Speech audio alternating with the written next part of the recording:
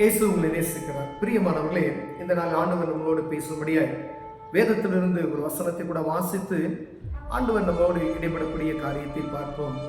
அது மார்க்குவின் புஸ்தகம் 14வது அதிகாரம் 24வது வசனம் இப்படியாக சொல்லுகிறது. அப்பொழுது அவர் அவர்களை நோக்கி, இது அநேகருக்காக சிந்தப்படுகிற புது உடன்படிக்கைக்குரிய என்னுடைய இரத்தமாய் இருக்கிறது. ஆண்டவராகிய இயேசு அவர் சிலுவை பாடுகளுக்கு முன்பதாய் போஜன பந்தி இருக்கும்படியாய் 12 சீசரோடு கூட அவர் அமர்ந்திருக்கும் பொழுது அவர்களுக்கு எடுத்துரைக்கும் பொழுது, அப்பத்தை பெற்றுக் கொடுக்கும் பொழுது அவர் சொல்றார், இது புது உடன்படிக்கைக்குரிய என்னுடைய இரத்தமாய் இருக்கிறது. அநேக உடன்படிக்கைகள் இந்த வேத புத்தகத்தில் நம்ம வாசித்து இருக்கிறோம். முதலாம் ஜெனரேஷன் சொல்லப்படுகிற நோவாவினுடைய காலத்துல முழு உலகமும் அழிக்கப்பட்டு, நீரினால் அழிக்கப்பட்டு, கடைசியில் ஒரு வானவில் தோன்றிற்று. அது ஒரு உடன்படிக்கை. எப்பெல்லாம் வானவில் நமக்கு தோணுதோ, இது நீரினால் ஆண்டவர் அழிக்க மாட்டேன் என்று சொல்லி நோவாவுக்கு ஆண்டவர் கொடுத்த அந்த வாக்கு தத்தத்தை இந்த வானவில் மூலமாய் நாம் தெரியப்படுத்துகிறோம். எத்தனையோ சயின்டிஸ்ட் என்னென்னமோ அந்த வானவில்கள் 7 நிறங்களை பற்றி சொல்லுகிறார்கள். வேதம் ஆதியிலே நமக்கு சொல்லிக் கொடுத்த இந்த வானவில்லுடைய ரகசியம், மலை வந்து பூமியை மூடி போடாதபடிக்கு மனிதனுக்கும் எனக்கும் உள்ள ஒரு உடன்படிக்கையின் அடையாளம் என்று சொல்லி நமக்கு அந்த உடன்படிக்கையை கொடுத்தார். பிரியமானவர்களே, அதே போல மீண்டும் மீண்டுமாய் மோசைக்கு ஒரு உடன்படிக்கை பண்ணுகிறார். ஒவ்வொருத்தருடையும் ஒரு உடன்படிக்கை பண்ணுகிறார். நோவாட்ட பேரையும் அந்த ஜலப்பிரவாகம் முடிந்த பண்ணுகிற அந்த உடன்படிக்கைக்கு பின்பதாக ஆண்டவராக இயேசு கிறிஸ்து அவர் மனிதகுமாரனாய் ரூபம் எடுத்து வந்து பாடுகளை பட்டு மரித்து சிந்தக்கூடிய அந்த ரத்தம் அந்த உடன்படிக்கையை கொடுத்து பேசுகிறார். இது கடைசியான ஒரு உடன்படிக்கை, இதுவே புதிய உடன்படிக்கை அப்படின்னு சொல்றார். சிந்தப்படுகிற புது உடன்படிக்கைக்குரிய என்னுடைய ரத்தம் என்று சொல்கிறார். பிரியமானவர்களே, ஆண்டவராகிய இயேசு கிறிஸ்துவின் ரத்தத்தை நம்ம ஒவ்வொரு நாளும் கம்யூனியன் சர்வீஸ்ல போய் நம்ம எடுக்கிறோம் பார்த்தீங்களா? அப்ப இது ஒவ்வொரு நாளும் நம்ம எடுக்கும் பொழுது, ஒவ்வொரு சர்ச்சில் வாரம் கொடுக்குறாங்க, ஒவ்வொரு சர்ச்சில் மாசத்துக்கு ஒரு தடவை கொடுப்பாங்க. ஆனா ஒவ்வொரு மனிதனும் ஆண்டவருக்கும் எனக்கு உள்ள ஒரு உடன்படிக்கை மனிதர்களுக்கு அநேகருக்கு ஏற்படுத்தக்கூடிய ஒரு புது உடன்படிக்கை என்று ஆண்டவர் சொல்கிறார். பிரியமானவரே, அவர் இந்த பூமியை விட்டு போகும் பொழுது கடைசியாக அந்த ராப்பந்தியில அவர் பேசின அந்த வார்த்தைகள்ல இது ஒன்று, மனிதனுக்கும் எனக்கும் உள்ள ஒரு புதிய உடன்படிக்கை.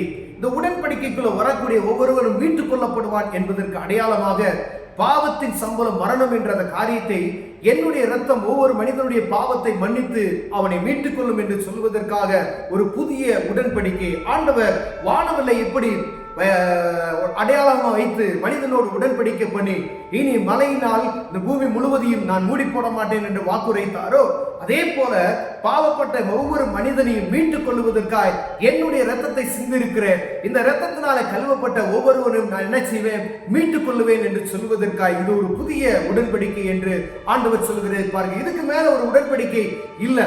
இதுதான் கடைசி நமக்கு கொடுக்கப்பட்ட உடன்படிக்கை. இதுக்கு மேல வரக்கூடியதெல்லாம் அது கொடுமையான காரியங்கள் இருக்கும் அப்படின்னு சொல்லப்படுகிறது. அவருடைய 2ஆம் வருகை வந்த பின்பு ஆண்டவர் அவருடைய பிள்ளைகளை அழைத்து செல்வார் என்று நாம் அறிந்திருக்கிறோம். அதற்கு முன்பதாய் அந்த புதிய உடன்படிக்கைக்குள் அடக்கப்பட்டு இதை விசுவாசித்து ஆண்டவருடைய ரத்தம் இதுதான் என்னுடைய பாவத்தை மன்னிக்கும் என்று சொல்லி பாவ அறிக்கை பண்ணி மூழ்கி ஞானஸ்தானம் எடுத்து பரிசுத்தமாய் வாழ்வதற்கு நம்மை பழக்கவித்து விட்டு கொண்டோம்னால் அவருடைய வருகையின் நிமித்தம் வருகும் பொழுது அவருக்கு எதிர்கொண்டு போகிற புத்தியுள்ள மனக்களாய் நாம் இருப்போம். பிரியமானவரே, இந்த புதிய உடன்படிக்கையான என்னுடைய ரத்தம் என்று சொல்லப்படுகிற இந்த ரத்தம் எப்படிப்பட்ட ஒரு மனிதனுடைய பாவத்தை மன்னிக்கும் என்பதை உணர்த்த ஆண்டவர் நம்மளுக்கு கடைசியாக கொடுத்த வார்த்தை, பேசின வார்த்தை. பிரியமானவர்களே, அவர் ராமஜந்தில இருக்கும் போது இந்த ரத்தத்தை பற்றி பேசுகிறார். புதிய உடன்படிக்கையுடைய என்னுடைய ரத்தம் என்று சொல்லுகிறார். இந்த ரத்தம் உலகத்தில் இருக்கிற எப்படிப்பட்ட மனிதனையும் பரிசுத்தமாய் மாற்றக்கூடிய ஒரு ரத்தம். இந்த ரத்தத்தின் நிமித்தமாய் ஆண்டவரை அறிந்து கொள்ள முடியும். இந்த ரத்தத்தின் நிமித்தமாய் பாவிகளை சுத்தமாக்க முடியும் என்பதை நாம் புரிந்து கொள்ளும். ஆண்டவர் ஒரு காரியத்தை நமக்கு வைத்து விட்டு போயிட்டார். இது என்னுடைய ரத்தம், நீ இதுக்கு அறிஞ்சுக்க, இதுதான் உடன்படிக்கை அப்படின்னு சொல்லி மனிதனுக்கும் நமக்கும் மனுக்குலத்துக்கும் எனக்கும் ஒரு கடைசியா நம்ம பண்ணக்கூடிய உடன்படிக்கை. இந்த உடன்படிக்கையில நீ ஏற்றுக்கொண்டுக்க, இந்த உடன்படிக்கையை பண்ணிட்ட அப்படின்னு சொன்னா நீ பாதுகாக்கப்படுவ. என்னுடைய வருகையை என்ன செஞ்சுக்குவ, என்னோடு கூட கரம் பிடித்து நீ வரலாம். ஒருவேளை இந்த உடன்படிக்கையை நம்ம விட்டுட்டோம், இந்த உடன்படிக்கையில நம்ம இணையாவிட்டால் அநேக பாடுகளை சந்திக்க வேண்டியது வரும். இந்த பாவத்துக்குள்ள உழுக வேண்டியது வரும். இந்த உலகத்தினுடைய அநேக காரியங்களுக்குள் நாம் ஓட வேண்டியது வரும். ஒருவேளை அதற்குள்ள நாம் போகாதபடிக்கு ஆண்டவருடைய பிரசன்னம் வரும் பொழுது அவரோடு இணைந்து நாமும் கடந்து செல்வதற்கு இந்த உடன்படிக்கையில ஈடுபட்ட அவரோடு உடன்படிக்கை பண்ணிக்கொண்ட ஒவ்வொருவரையும் ஆண்டவர் இந்த நாட்களில் பேசிக்கொண்டு உடன்படிக்கை பண்ண வேண்டும் என்று பேசுகிறார். பிரியமானவர்களே, இயேசு கிறிஸ்துவின் இரத்தத்தினால் கழுவப்படணும் என்ற மீட்பு நமக்கு உண்டு என்கிற இந்த சத்தியத்தை இந்த உலகம் இருக்கும் ஜனங்கள் அறிந்து கொள்ளும்படியாய் உடன்படிக்கை என்பதை நாம் ஒவ்வொருவர் அறிந்து கொண்டு இயேசு கிறிஸ்துவோடு ஒரு உடன்படிக்கை, அவரே என் தெய்வம் என்று என் பாவத்தை மன்னிப்பார் என்று உடன்படிக்கை பண்ணணும் அப்படின்னு சொன்னா நம்மளை பரிசுத்தமா மாற்றி புதிய மனிதனாய் மாற்றுவார். பிரியமானவர்களே, ஒருவேளை எப்படிப்பட்ட பாவத்துல நீங்க சிக்கி தவிக்கலாம், நீங்க யாராவது இருக்கலாம், உலகம் மன்னிக்க முடியாத காரியத்தை கூட ஏசப்பா மன்னிப்பாரு. இது கடைசி வாய்ப்பா கூட உங்களுக்கு இருக்கலாம். புதிய உடன்படிக்கையான அவருடைய இரத்தத்துக்குள்ள வந்து ஆண்டவரே உடன்படிக்கை பண்ணுகிற ஆண்டவரேன்னு சொல்லி அவர் சமூகத்தை நோக்கி நீங்க பார்த்து பாவ மன்னிப்பு எடுத்து உங்க வீட்டுல நீ தேவ சமூகத்திற்கு அப்பா பிதாவே அப்படி நீங்க கூப்பிட்டீங்கன்னு சொன்னா அவர் வருவார். அவர் உங்களை பரிசுத்தப்படுத்தி அவருடைய இரத்தத்தினால் உங்களை கழுவி புது மனிதனாய் மாற்றுவார். பிரியமானவர்களே, பாவம் செய்யாதபடி உங்களை காத்துக் கொள்வார். சீக்கிரத்தில் வரக்கூடிய அவர் வருகைக்கு எதிர்நோக்கி இருப்பதற்கு ஆண்டவர் கொடுக்கக்கூடிய கடைசி வாய்ப்பாய் கூட இருக்கலாம். அதனால் கவனமாய் இருப்போம்.